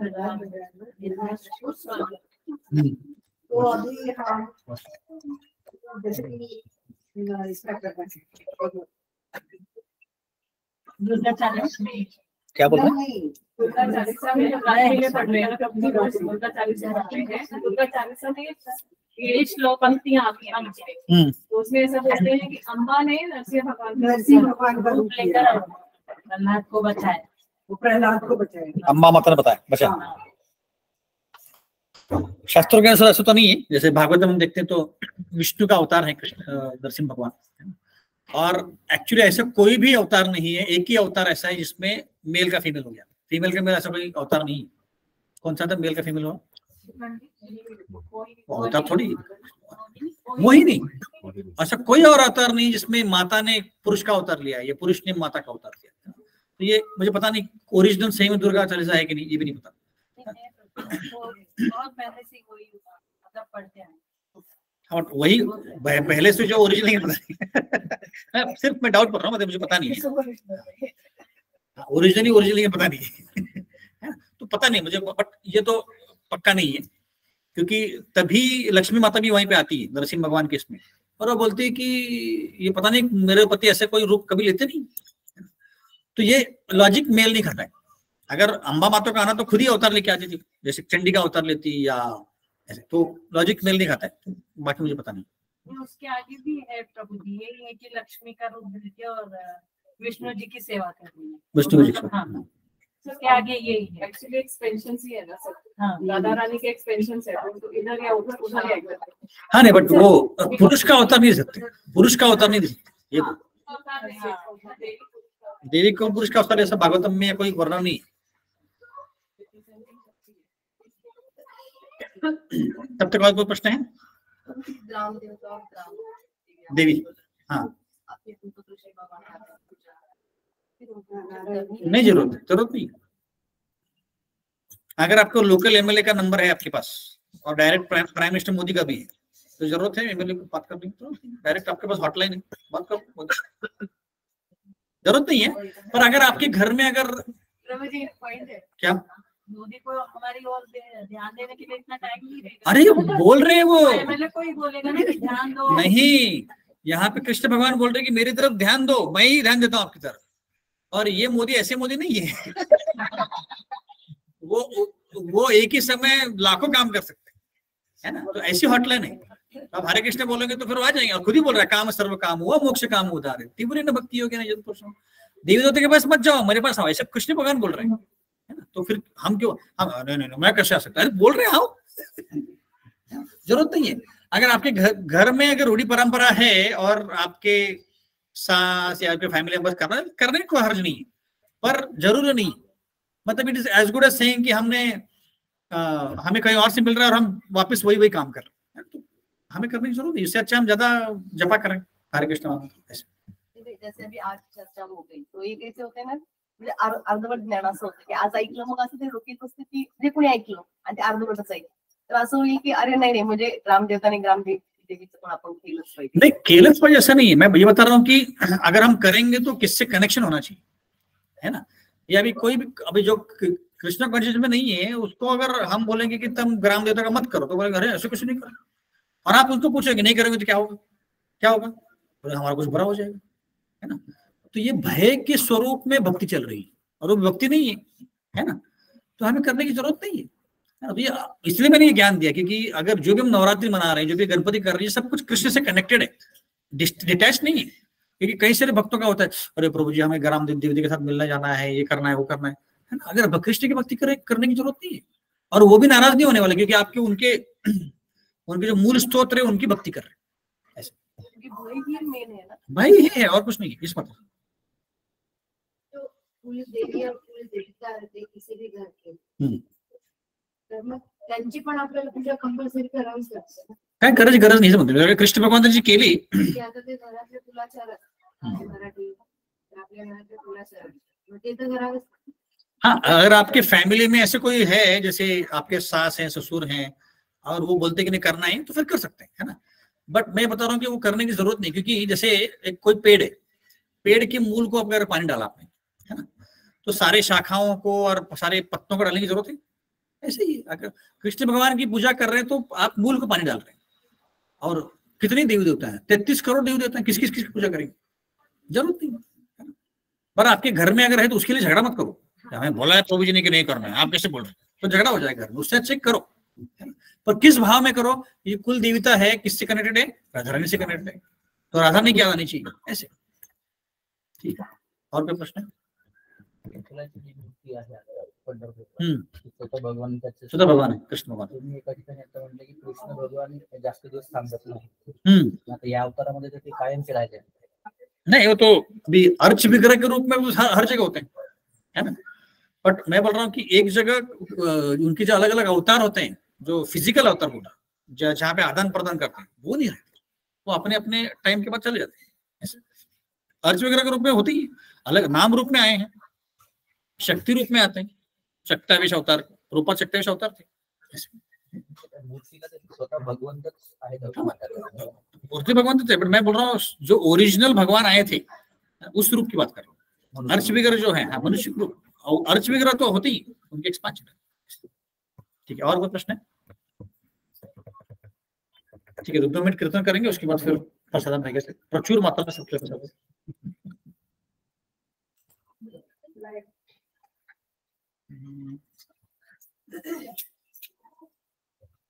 हरे कृष्ण हरे कृष्ण कृष्ण हरे राम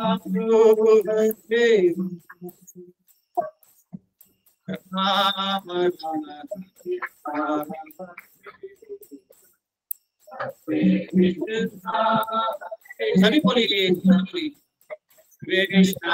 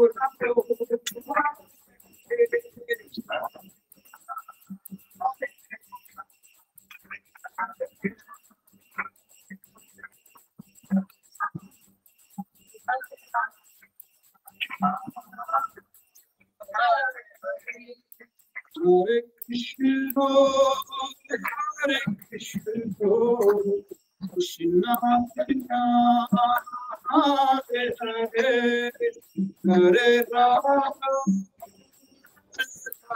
Rama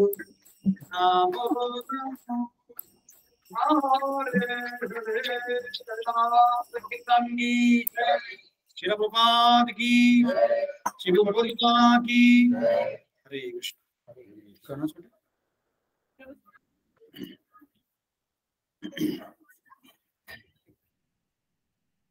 हरे कृष्ण। तो ऑनलाइन भक्त हम ये भी बंद कर रहे हैं। बहुत बहुत धन्यवाद जुड़ने के लिए। हरे कृष्ण। कृष्ण दंडवत प्रणाम प्रभु जी। हरे कृष्ण। हरे कृष्ण प्रभु जी, दंडवत प्रणाम।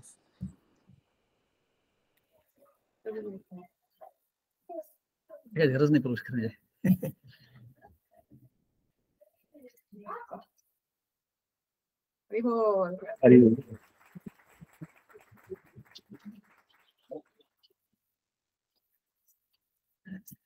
हम बहुत बहुत धन्यवाद देना चाहते हैं प्रभु जी और रूपाली माता जी और उनकी फैमिली को कि आपने आज उनके घर में प्रोग्राम रखा, कार्यक्रम रखा, ताकि हम कीर्तन कर सके और भगवान की कथा कर सके।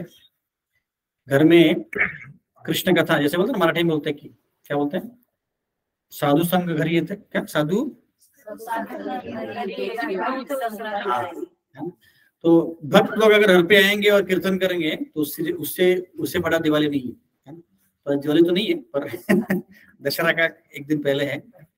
तो हम सबने प्रयत्न करना चाहिए कि हमारे घर में भक्त आए, कीर्तन करें, कृष्ण कथा हो, क्योंकि जिस घर में कृष्ण कथा होती है, कीर्तन होता है, वो घर वैकुंठ होता है। हमें कहीं वैकुंठ में जाने की जरूरत ही नहीं है। जैसे भक्तिवेदांत ठाकुर जब शाम को घर में आते थे तो उनके घर में कीर्तन चलता था, कथा चलती थी, वो बोलते थे कि मुझे लगा था कि मैं वैकुंठ भी आ गया। तो ये बहुत जरूरी है कि हम ये अपना जो कल्चर है टिकाए रखें कि हमारे घर में कृष्ण कथा होनी चाहिए, कीर्तन होना चाहिए, जपा होना चाहिए, कृष्ण की ख्याति होनी चाहिए। तो उससे हमारे घर की भी शोभा बढ़ती है और घर भी शुद्ध हो जाता है। ठीक है, तो हम 3 बार हरि बोल बोल के रूपाली माता जी, प्रभु जी और उनके फैमिली को बोलेंगे, धन्यवाद देंगे। हरि बोल, हरि बोल, हरि बोल। महाप्रसाद